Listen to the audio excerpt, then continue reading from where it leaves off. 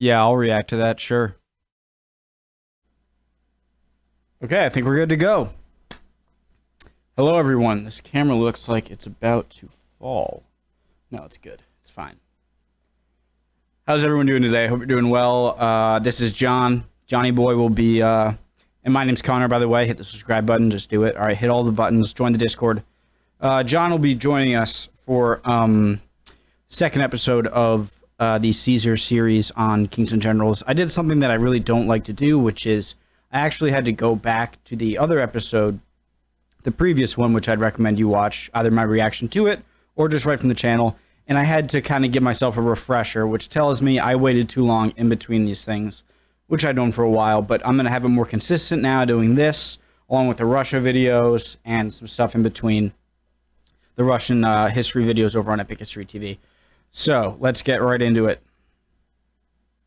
Original video, the top description below.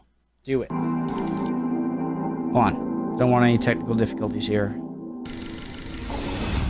While Caesar had been busy fighting the Helvetii at the Battle of Bibracte, pay attention, John. Elsewhere in Gaul, a new threat had emerged. The Suebi, a fiercely warlike Germanic people who had recently crossed the Rhine, were now looking to establish a new homeland in Gaul.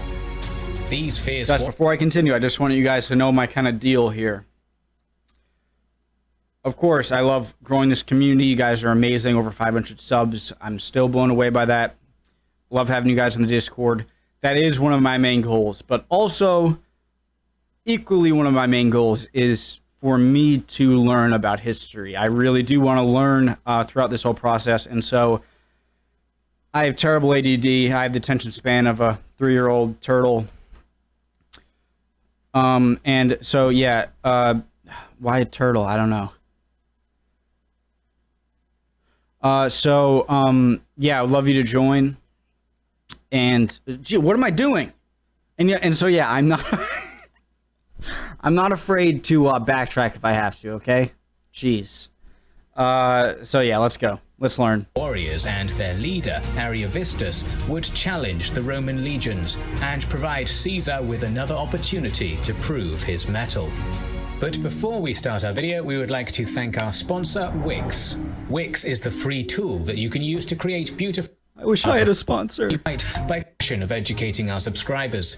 Support anything that supports this channel, I would love to support, so everyone go and channel do your stuff. And build your own site by clicking on the link in the description or by entering the URL wix.com/kingsandgenerals.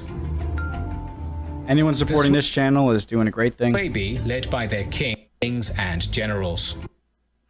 I'm gonna really have to remember to shut up during this episode because I need... The Suebi, led by their king, Ariovistus, had first arrived in Gaul in 63 BC as mercenaries for the Sequani and Averni in their war against the Aedui, a Roman ally. The 15,000 warriors that Ariovistus initially brought proved decisive, helping to secure a crucial victory over the Aedui at the Battle of Magito Briga, which forced the Aedui to become a tributary to the Sequani. In response to this, the Aedui sent an envoy, Diviciacus, to ask Rome for help, but the Republic was still recovering from the political shock of the Catiline conspiracy and was distracted by an Allobroges revolt. I've never felt like that new kid before. There's so much... This is going to be an extremely difficult series, and therefore a more fun series for me, because there are so many things that usually there are a few terms or a few terms of people or places or events that I don't know, but I'll know a bit about the rest to kind of piece it in. There are so many things being said that I'm just like, wait, who, what? And so I'm going to have to be very disciplined. Governor of and was distracted by an Allobroges revolt. The governor of Transalpine Gaul was ordered to help Rome's Gallic allies when possible, and in 59 BC, the Senate named Ariovistus a friend of the people of Rome to pacify him and keep him in check. Ariovistus used that time to consolidate his position. After helping the Sequani, he demanded a third of their lands as payment. The Sequani gave in, and Ariovistus began moving more of his people across the Rhine to settle in this new land.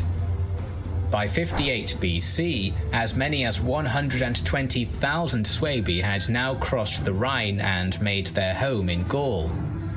Furthermore, Ariovistus was demanding more Sequani territory in order to settle an extra 24,000. Look at that wolf hide cape. Demanding more Sequani. See, it's stuff like that that just territory.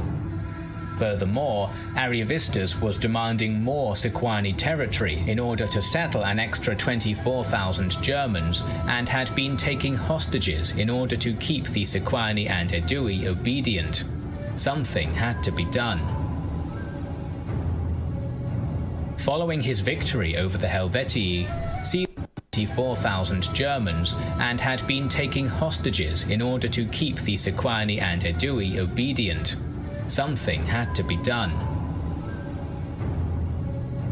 Following his victory over the Helvetii, Caesar had taken some time to rest in Bibracte. Whilst encamped there, he was visited by a council of Gallic leaders and diplomats, led by Diviciacus. They complimented Caesar on his victory and implored him to intervene in the situation, pointing out that if the Germans continued their conquests, soon the Suebi would be directly bordering Roman territory. Caesar, again, was happy to oblige. What's that? I forget where I saw this, but I definitely saw it recently. It's your greatest weapon against an enemy is another enemy. I don't know if it's just, you know. As Ariovistus was a friend of Rome, again was happy to oblige.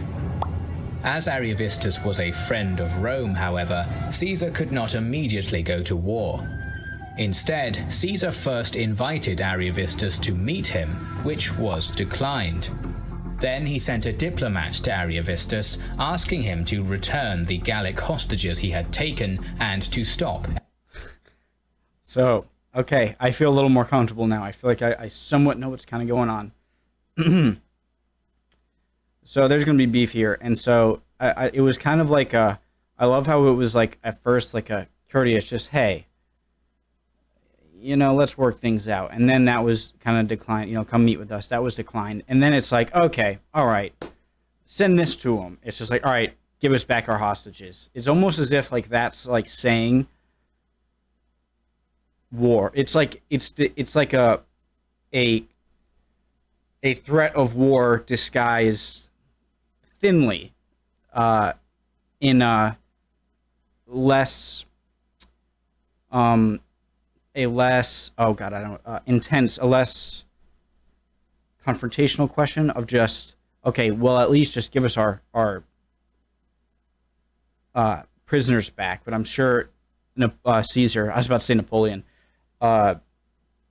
is very ready for a no answer, into which, okay, now clearly this guy is not rational, let's go. Any hostilities. Caesar reminded him that if he were to comply, the Romans would still consider him a friend of Rome and not take any action against him. Don't comply. This was a good deal for Ariovistus. He'd be allowed to keep the lands he had already taken from the Sequani without a fight. Taken from the deal for Ariovistus. He'd be allowed to keep the lands he had already taken from the Sequani without a fight. Dude, he's really being generous here. Instead of accepting the terms, Ariovistus doubled down and sent a message back. I was kind of like, oh no, I'm pausing too much, I'm sorry. I was kind of like, oh no, but at the same time, I'm kind of rooting for the action to start. To Caesar, saying that if the Romans could conquer where and how they liked, so could he. At the same time, the 24,000 new Germans who had crossed the Rhine were allowed to raise and pillage the Gallic lands as they pleased, with more Germans preparing to cross the river to join Ariovistus.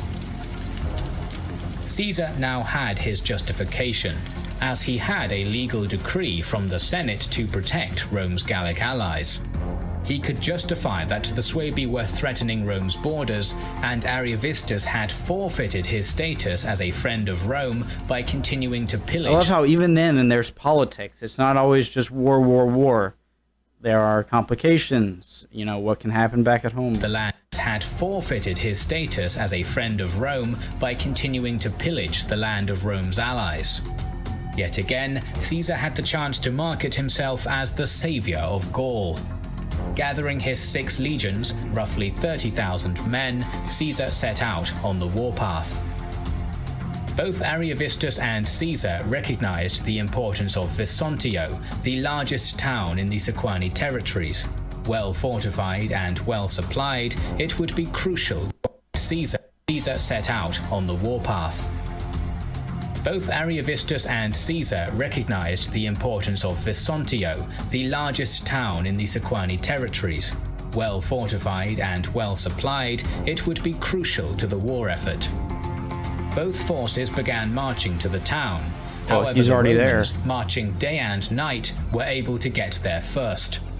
Caesar rested there briefly while supplying the legions. But as they rested, rumors began reaching the men of the strength and ferocity of the Germans. Even some of Caesar's officers began having their doubts, and it all the Germans. Rumors began reaching the men of the strength and ferocity of the Germans. Even some of Caesar's officers began having their doubts, and it almost seemed as if Caesar would have a mutiny on his hands. Caesar was, however, able to restore order by insisting that he would face Ariovistus with just his most trusted 10th Legion if Okay, good. You guys are giving up that easy? none others would follow. This inspired a fanatical loyalty in the 10th Legion, whilst the others, motivated by shame at being thought of as cowards, rallied, and the legions began to march out to meet the Suebi. Ariovistus, impressed with the speed at which the Romans had been able to move and take Vesontio, sent messages to Caesar asking for a meeting, with only some cavalry allowed as bodyguards, at the place called Vosges in modern-day Alsace. Caesar agreed, but the meeting did not go well. I just want to say something that came to mind. It might not be super relevant. It's a little relevant, but I just don't want to escape. Oh my god, did it already happen? No, I got it. Do you guys think that so someone like Napoleon, or maybe not so Napoleon, or an Adolf Hitler, or a Caesar, people don't like me bringing Adolf Hitler into these comparisons. I'm not comparing the atrocities. I'm not doing that. I'm saying that when these people are such figureheads and such just important faces, that you really have to protect that. If a deadly blow, I guess, if they were to die or sick or something, then the entire morale of everyone else would fall. And the one thing that is definitely especially true with America, is that the president isn't, and it's the case with most places today, I think. So it's a modern day nation, I understand. I'm going to get back to this. Just, if you're really that annoyed, then just skip ahead to where I started again. But that, like, if the president is killed, like FDR died during World War II, and Hitler, it was kind of like oh God, maybe we have a little bit of an uplift, I think, to Hitler, like maybe we have a chance, or at least the soldiers. But it doesn't really matter. Then the vice president just takes charge, and everything goes as normal. I went off way too... Sorry about that. With both generals, Caesar agreed, but the meeting did not go well, with both generals reiterating their positions. Ariovistus even went so far as to say that if he were to kill Caesar, there would be many in Rome that would be grateful. Why are you being like that? Why even meet if you're not even gonna, if you're just gonna act the same way? Maybe I can't imagine. Reiterating their positions. Ariovistus even went so far as to say that if he were to kill Caesar, there would be many in Rome that would be grateful, showing that he knew what the political situation in Rome was. Negotiations broke down after this, and the cavalry on both sides had a minor skirmish before retreating back to their respective camps. They had a skirmish? And the cavalry on both was. Negotiations broke down after this, and the cavalry on both sides had a minor skirmish before retreating back to their respective camps. A few days later, Ariovistus asked for another meeting. Caesar, sensing a trap, sent his translators. This was just as well, as Ariovistus promptly captured the two and even considered burning them alive. With his plan to capture Caesar having failed, Ariovistus instead moved to battle. His army was composed of 6,000 cavalry, 16,000 light infantry, and the rest heavier infantry. I need to hear the number, damn it. 16 to battle. His army was composed of 6,000 cavalry, 16,000 light infantry, and the rest heavier infantry, for a total of around 30 to 40,000 men. Taking Caesar by surprise, Ariovistus marched his force quickly behind Caesar's position and set up camp, cutting off the Romans from their supply lines. For 5 days, Caesar drew out his army in battle formation, willing to give battle, but Ariovistus was content to wait and strangle Caesar's supply line, only engaging in cavalry skirmishes. The Suebi cavalry fought in a unique fashion. For every horseman, there was an infantryman mixed into their formation. These men were lightly armed in order to keep up with the cavalry. I was going to say, how do they keep up? Together provided a flexible and difficult force. I don't care how lightly armed you are. I guess they stay at a somewhat run gallop, kind of keeping pace with each other. To keep up with the cavalry, and together provided a flexible and difficult force to handle, and the Roman cavalry got the worst of the fighting. Caesar, knowing that he would have to do something to break the stalemate or else risk being starved out, formed his legions into 3 lines. He marched this force past the Suebi position and ordered the 3rd line to begin construction of a 2nd camp, whilst the first 2 lines formed up to defend them. Ariovistus sent all of his light infantry and cavalry to harass the legionaries, but seemed reluctant to commit his entire force, and so they were easily held off by the Romans. With the 2nd camp complete, Caesar left 2 legions and part of his auxiliaries to defend it, whilst his other 4 legions returned to the main camp. Realizing that Caesar would now be able to use this 2nd camp to reconnect with his supply line, Ariovistus sent part of his army to attack this 2nd camp. The fighting was tough, lasting from midday into the evening, but eventually the Romans were able to repel the attack and even took some prisoners. Upon questioning these Suebi, Caesar learned that Ariovistus had apparently been told by his priests not to commit his army until after the new moon, which was why he had not used his whole army to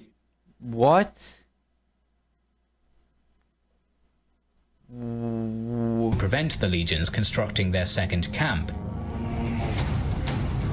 For just some superstitious reason? Having learnt this, Caesar decided to go on the offensive. Leaving a small garrison in each camp, Caesar formed his 6 legions into a triple-axis formation with his cavalry in reserve and marched on the Suebi camp.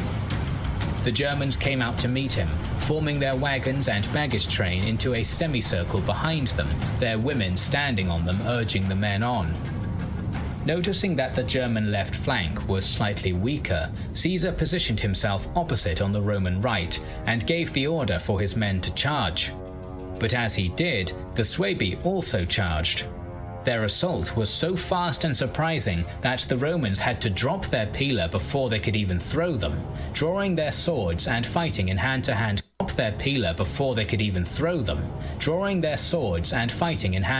combat. The Germans managed to form a shield wall, and neither side seemed able to gain an upper hand.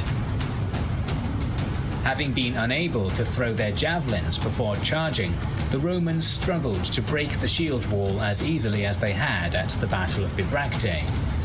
After some hard fighting, the Roman right, led by Caesar, started to push back the German left. However, the Suebi on the right outnumbered their Roman opponents and were starting to get the upper hand. The Roman cavalry, led by the son of Triumvir Marcus Licinius Crassus, Publius, had not yet engaged in the battle, and from his position he could see the Roman left starting to crumble. Using his own initiative, Crassus led the third line, which had been kept in reserve, to support the flank, arriving just in time to crumble. Using his own initiative, Crassus led the third line, which had been kept in reserve, to support the flank, arriving just in time to avoid a disaster. With their left flank broken and their right now under severe pressure, the Suebi army broke and ran. It is not known how many people died in this battle, but the Germans attempting to retreat through their wagons were said to have been packed so tightly that the dead could not even fall over. The entire Suebi force, including Ariovistus, fled back across the Rhine. Took me a second to think about that. Pursued. The Suebi force, including Ariovistus, The entire Suebi force, including Ariovistus, fled back across the Rhine, pursued by the Roman cavalry. Caesar had won 2 important campaigns in one season. For now, he left Labienus to winter with the legions in Sequani territory, whilst he attended to his governing duties in Cisalpine Gaul. But by wintering his legions in Gallic territory, Caesar was making a point. This was beginning to look less like intervention and more like occupation. With the Germanic threat dealt with, Caesar would be able to turn his attention to Gaul proper. Our series on the Gallic Wars is just starting, so make sure you are subscribed to our channel and have pressed the bell button. I have. Right? That's pressed, right? Yeah, it is. Do the same for me, guys, if you could. And join the Discord. Great channel. My ADD was on full display today. I way too pause happy, going off on tangents. Really sorry about that. I got really excited for this video. I'm still really excited. And yeah, sorry about that, going on those tangents. See you guys next time. I'm doing Russian video, History Matters video in between, but the Russian videos playlist, continuing that from Epic History TV. See you guys next time, all right? Hope you're doing well.